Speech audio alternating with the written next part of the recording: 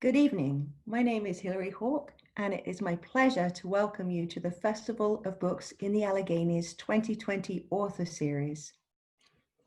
Thank you so much for joining us, and thank you to Dave Pop, our technical guy who is making this live stream possible tonight. The Festival of Books in the Alleghenies is an annual event. It's held in the Laurel Highlands of Pennsylvania. We held our first festival in 2018 in Bedford and our second in 2019 in Somerset. This year, because we're unable to gather in the author tents, we decided to bring our authors directly to you. Please join us every Wednesday at 7 p.m. Even though we had to rethink our approach this year, we are absolutely delighted to be in our third year, but we're only here because of the many volunteers and the organizations and local businesses that have supported us all this time. And on the behalf of the festival team, I would like to express our special appreciation for two organizations, the Community Foundation for the Alleghenies and Somerset Trust Company.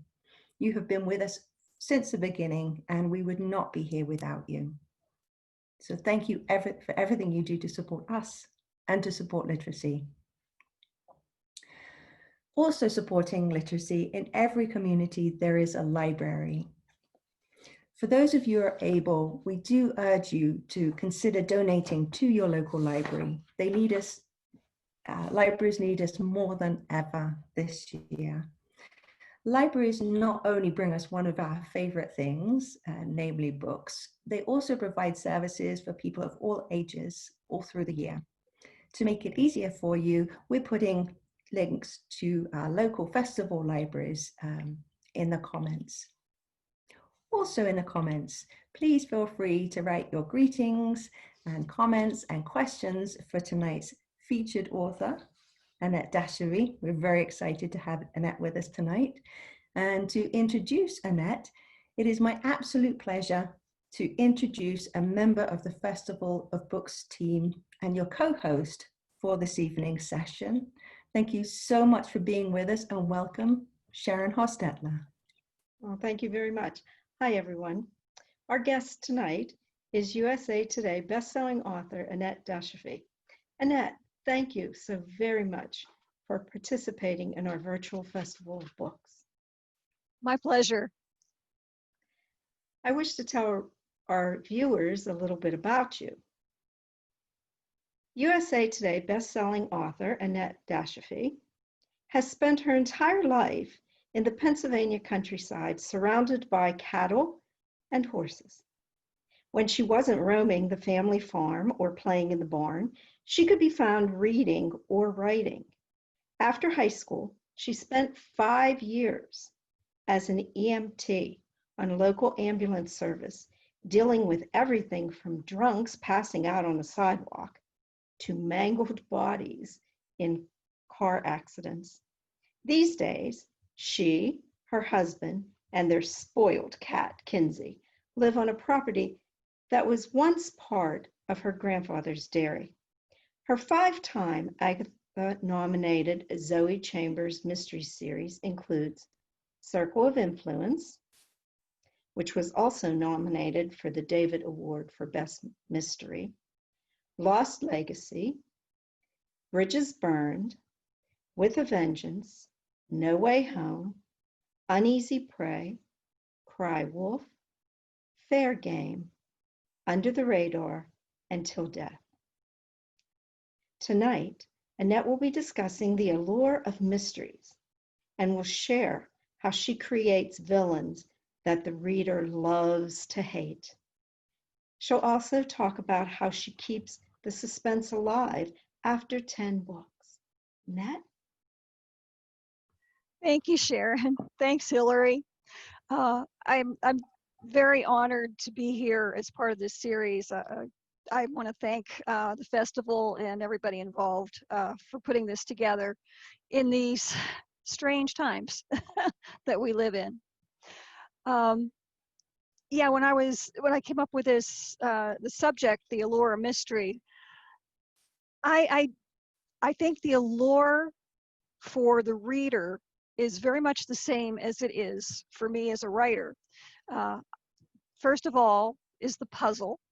I always loved puzzles as a kid, and to me, writing a mystery is just creating a puzzle for the reader to try to solve. And as a reader, I like to read mysteries because we want to try to outfox the sleuth. We want to get the answer before they do. So that is one of the allures, I think, of the mystery genre. But the big one is being able to have justice for whatever crime has happened, whatever the victim is in the story. So often in real life, in the real world, that we don't get to see justice. We don't get to see the bad guy get what's coming to him. And that's one thing that just about every mystery and every one that I know that I write, the bad guy does have to pay for the consequences of his actions. So that, I think, is probably one of the key reasons mysteries are so popular. Now, as for the bad guys, I think, of course, I write about Pete Adams, who's the chief of police, and Zoe Chambers, who's the paramedic and the deputy coroner. And they're, of course, in all the books, they're the heroes. But I have so much fun writing the villain. I love creating the villain. I like to, it sounds weird that I like to get into the villain's head, but you know, sometimes we have to release all this pent-up frustration. And it's true whenever you see it. I've seen the t-shirt, or you may have seen a mug that says, "Be careful what you say around me, because you may end up in my next book." I might alter that a little bit for mystery writers. You may end up as the victim in my book, or the bad guy who ends up, of course, getting his in the end. It's, well, let's face it, murder, or at least the fictional kind, is therapeutic.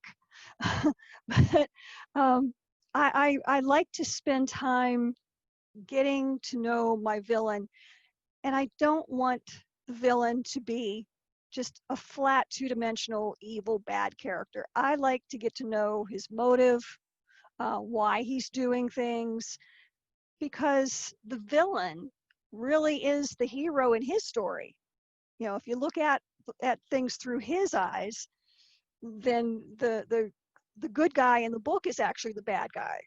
So, you know, I like to flesh them out that way and create a villain that, well, they're different from book to book. I mean, sometimes the villain is a victim himself of circumstance. Maybe he didn't intend to become a killer. It happened, and then he made bad choices about covering it up, and what he had to do to keep covering it up and to try to stay under the radar, which is the title of the 9th book. But I do mix it up. Sometimes they're the victim of circumstances. Sometimes they are just greedy and vicious. But again, they feel they have a reason for it. Sometimes they're trying to get vengeance. You know, they're trying, but in their mind, they're seeking justice. You know, maybe they feel they've been wronged, or they're trying to, you know, get vengeance for someone they cared about. So I like to have a villain that has a reason beyond just being, you know, dastardly and no good.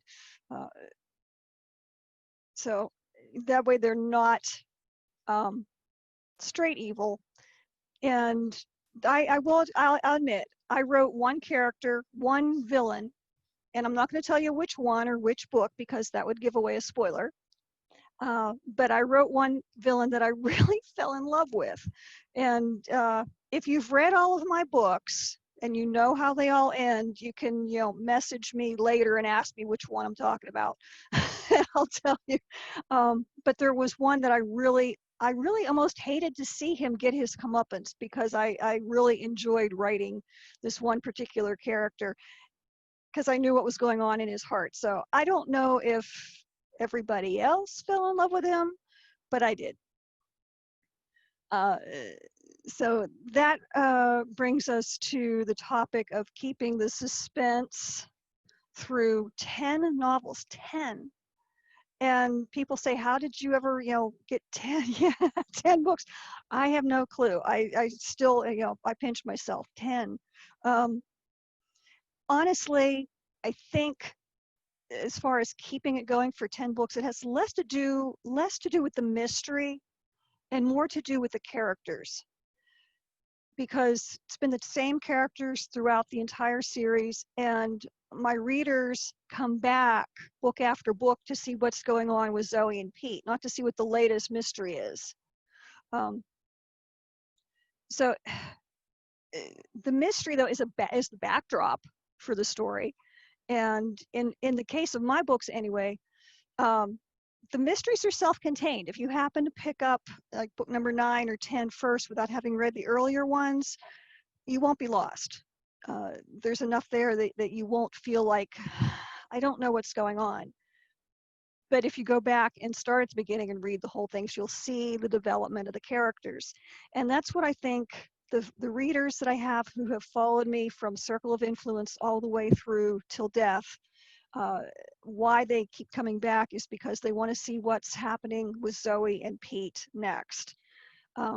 Zoe has had a lot of development, and growth as a character. When she started out in Circle of Influence, she was keeping a lot of stuff inside. She was keeping Pete at arm's length. They were just friends, and actually they both wanted to keep it that way. They carried a lot of baggage from past relationships, and Zoe did not want to ruin a perfectly good friendship by having things develop any further than that. Pete kind of felt the same way because he was coming out of a divorce. So they started from that point, not really trusting each other, keeping stuff from each other. And to be honest, I didn't really intend for those two to get together, or at least not in the way that they have. I learned very early on, though, probably after the second book, people started coming up to me and saying, when are Pete and Zoe getting together? And at that point, I kind of figured, well, maybe I need to start thinking about that. At that point, though, I had a 3-book contract. I didn't know if the series would go on beyond book 3. And then I had got a second 3-book contract. So I had, through book 6. Well, by the time I signed that final 4-book contract, and I knew I was going to go through 10, there's only so much you can do to keep 2 people apart before it starts sounding forced. So prior to that, I just kind of been letting their relationship develop organically. I didn't really plot it out. I plotted out the mysteries, but not the relationship, until I got through book 6, and then I figured, okay, I have to finish this arc and bring them to this point and let that part of the relationship develop. So they've gone from being, standoffish with each other, and I don't think I'm giving away any spoilers, saying that they get married at the end of Till Death, because it's like the worst kept secret in the world. But they've come to that point, and they've also come to trust each other. They don't keep things from each other. Zoe's grown up a lot, and she doesn't try to withhold any information from Pete anymore. She's had a few secrets that have come out over the years, but going forward, I guess I'm going to have to come up with something new to create the tension. Like marriage doesn't create enough tension, right? Everybody who's married, I think, can agree that that's probably going to create some too. Pete has also grown. I think, if anything, he's become less sure of himself in these last few books. He's starting to, question that infamous gut of his. But they've both changed. I know there are some series out there where the characters don't change from book to book, but I like to develop the characters.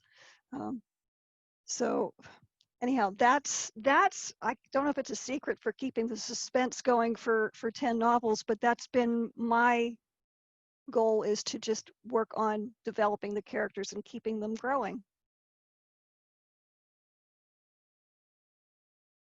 So, oh, Sharon, you're muted. I- Sometimes they list your books as cozy mysteries. Could you tell our viewers what that is? Um, yeah, this is always a debate with me because I don't think my books are cozy, and you know, cozy mysteries. There's mysteries which everybody understands what a mystery is, and then there's subgenres, everything from cozies to like noir. Or tradition. I think mine are traditional mysteries. They kind of border on police procedurals. But a cozy is generally a book that's written and based in a small town, which mine are. There's no blood on the page. Everything, all the killings happen off the page. There's little or no swearing. There might be some swearing in mine. And Zoe's a paramedic, so there's going to be, you know, some blood in mine too.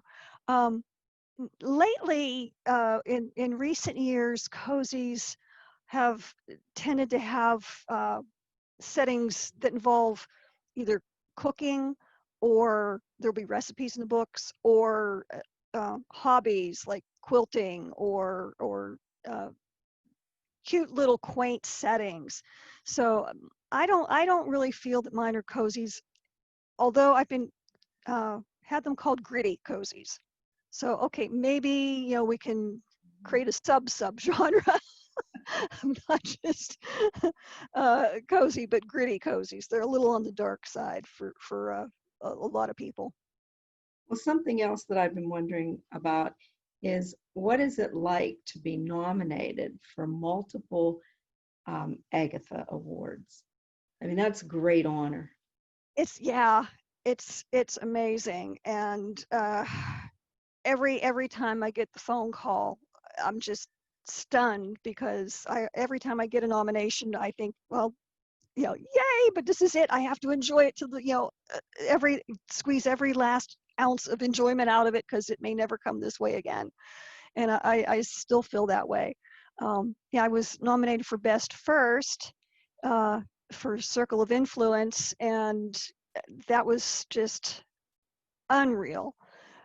And then when I got the call, because what they do is before they announce it publicly, someone from the committee calls you on the phone to tell you, congratulations, your book such and such has been nominated.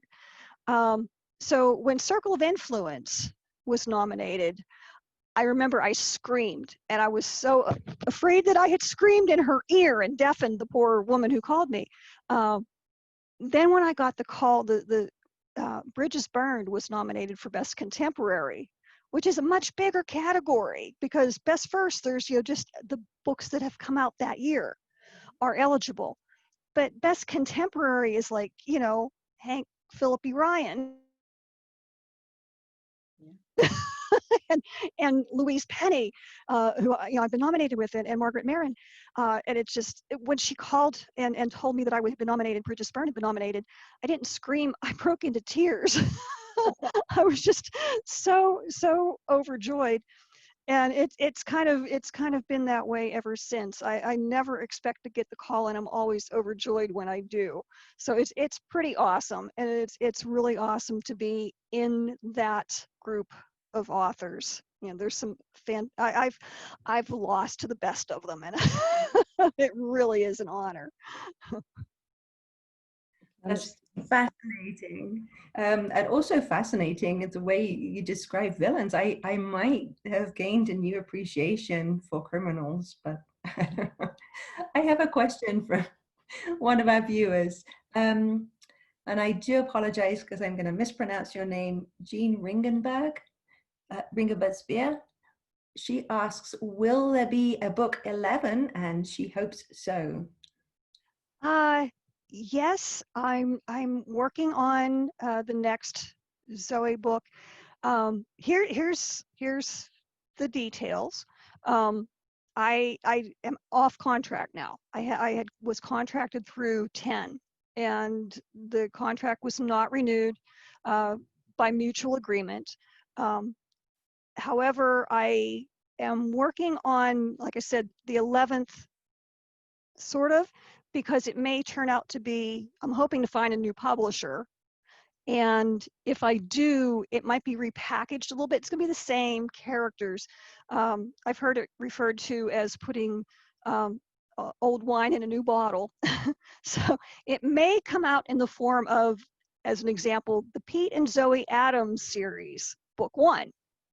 I'm not sure, but there will be a follow-up to Till Death. I don't know when it's coming out. I've just started. I haven't actually started writing it. I've been outlining it, and I've got it all outlined. And probably by the end of the week, I will be typing, page 1, chapter 1, and getting started on it. So, don't know when it'll be out, but even if I have to self-publish it, it will be out. I might have a character for you. This is from Denise Crouch. She would like to be a villain in your next book. And she says, "Hi, Aunt Annette. Mom left me a Facebook comment. I'm really excited to read your latest book." That's a lovely, lovely comment. Denise Crouch is Dee Dee, my sister-in-law. Hi, Dee. And I can't see you as a villain. I'm sorry. Sounds far too nice to be a villain. Yes. Something else I've been wondering about, are any of your characters drawn from real life people? Yes and no. I kind of draw characteristics from different people. None of my characters are based specifically on one person. Sometimes I name them after real people. I'll like offer naming privileges to some of my fans in my Facebook fan group, but I don't. I might see one person but put the characteristics of another person, and it just they're kind of just Frankensteined together. But no, not my mom, who passed away 3 years ago, read my books, and she was convinced that some of the characters were really certain people, and it's like, no, that character that's based on, so no, they're not, sorry. Well, that's quite an honor that your characters are so realistic that she could pinpoint somebody who would fit that. Well, I think part of it is too that a lot of the names, the last names of the characters, are real last names of people from around here, and my family members, cousins and such, they get their last names used quite a bit, but the characters themselves are not those people. I just use, another way that I get names is I walk through a local cemetery with a notebook, and I'll take the last name from one tombstone and the first name from another tombstone and put together names that way. But I don't base people on, characters are not based on real people. Mm-hmm. That's my story, and I'm sticking to it. So if anyone sees you wandering through the graveyard with paper. Yeah, don't bother me. It's a writer at work.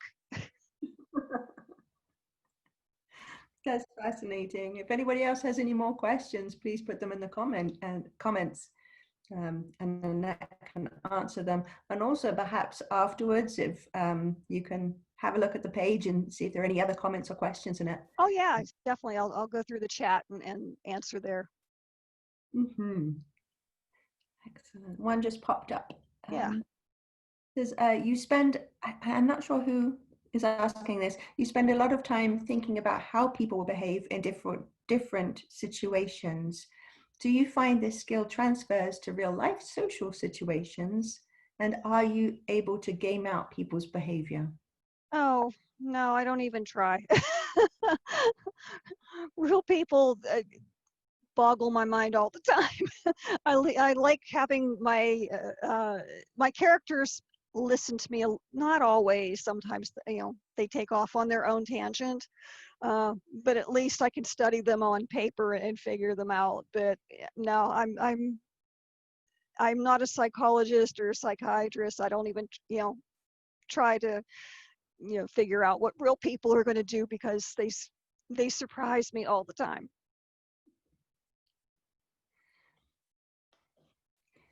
Interesting. You know what? We didn't run, Dave, we didn't run the video. Ooh. I forgot about that. I have a trailer for Till Death that was made by Susan Gable, who's a pen writer from Erie. And we were playing with it earlier, and the sound doesn't come through very well. But if Dave can run the book trailer for Till Death.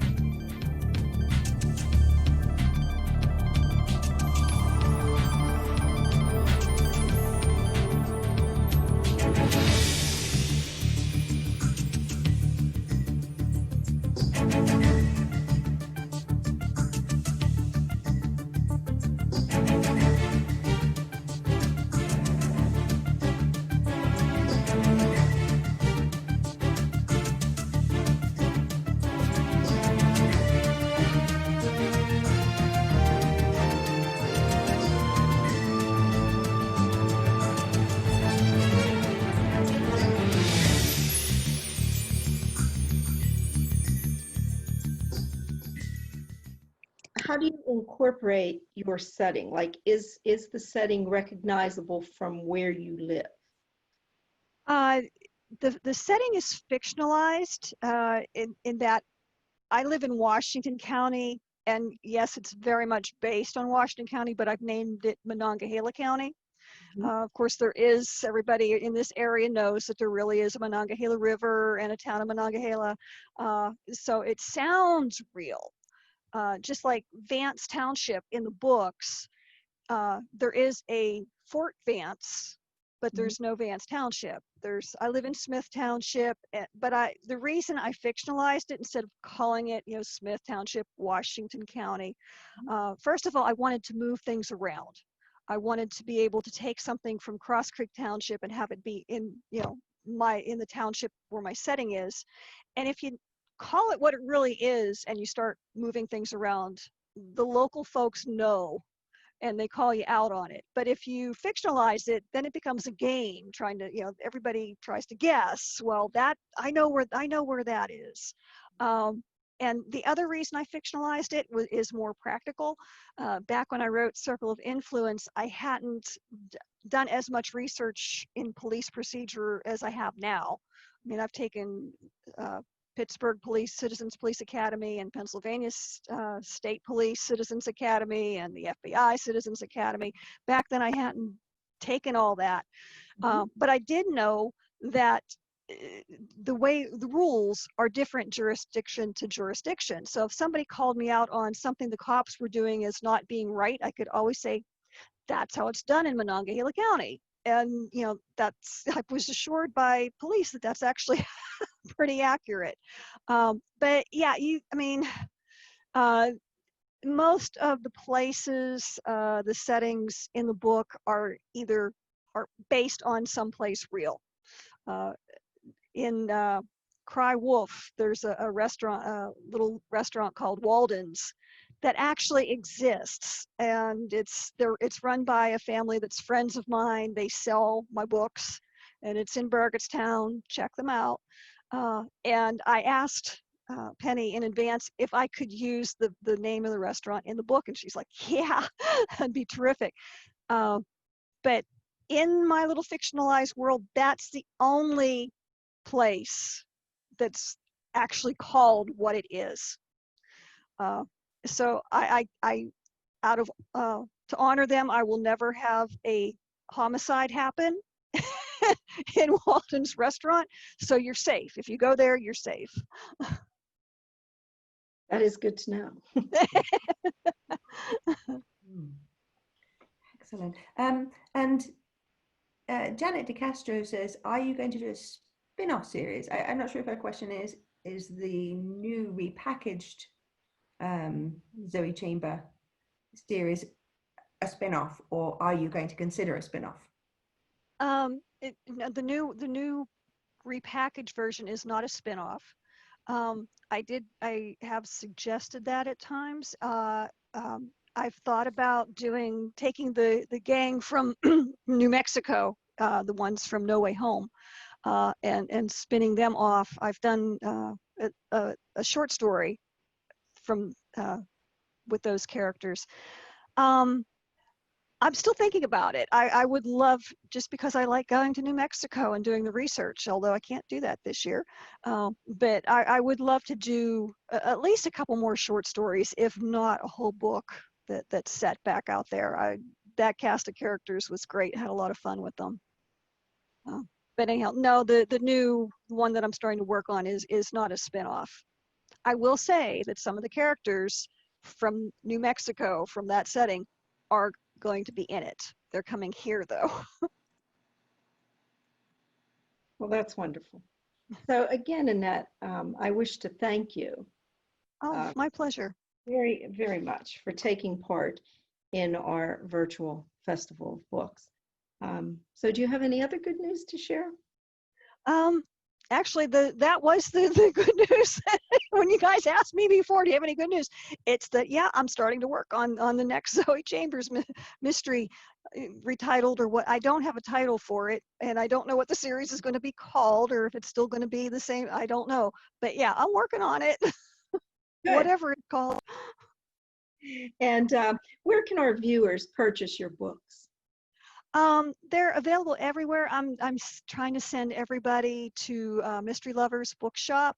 It's mysterylovers.com, I believe it is the website. They ship anywhere, and they have signed copies of my books. So, with everything that's been going on with the economy, I'm really trying to support them. But you can get them just about anywhere that books are sold online too. Thank you. And there they are. There's the Mystery Lovers. And how can our viewers keep up with your own news? I would love it if you would sign, if you aren't already, sign up for my newsletter. My website is AnnetteDashofy.com. And as soon as you click on it, no matter which page you land on, there's going to be a little form there that, yep, there it is, to sign up for my newsletter. And I don't send out a lot of them. You won't get sick of hearing from me, but I usually try to get 2 newsletters out a month. And I'll keep you up to date with the new books and anything that's going on with the older books too. That's excellent. We are just so thrilled you were here with us tonight, Annette. Thank you so much. I'm thrilled that you asked me. Thank you. And everybody watching at home, we are so thankful to you for joining us. And Annette will hang around our Facebook page after if you have more questions for her. And please join us again, same time next week, Wednesday at 7 p.m. with award-winning author, former journalist, and writing fellow at Elizabethtown College in Pennsylvania, Richard Fallinger. So there is a picture of Richard. And thank you, Dave, for always being prompt and giving us the information. Please also follow us on Facebook, Instagram, and Twitter. And we are also putting these videos on YouTube, so you can follow our YouTube channel and catch up or listen again to any of the authors that have already appeared in the series. So many thanks again, Sharon, to Dave, and everyone tuning in. And thank you especially to Annette Dashofy. And I wish everybody a very happy and very safe July 4th.